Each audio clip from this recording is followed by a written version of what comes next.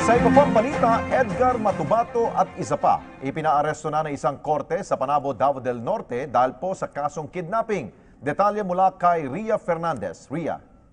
Yes, Alex, pinaaresto na nga ng Davao del Norte Regional Trial Court ang self-confessed hitman na si Edgar Matubato dahil sa pagdakip o pagkidnap nito sa Turkish national na si Sally Macdum.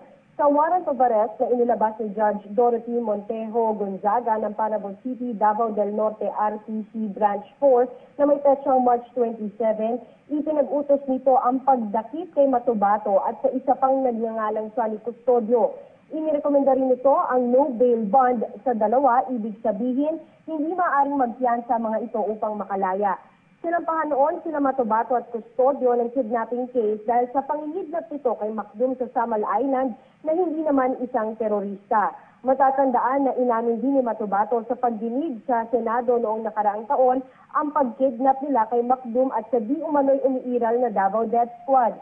Subalit sa committee report ng Senate Justice Committee, lumabas na hindi napatunayan ni Matubato na may extrajudicial killing sa bansa. Mula rito sa Davao City, ako si Ria Fernandez para sa PTV News. Maraming salamat, Ria Fernandez.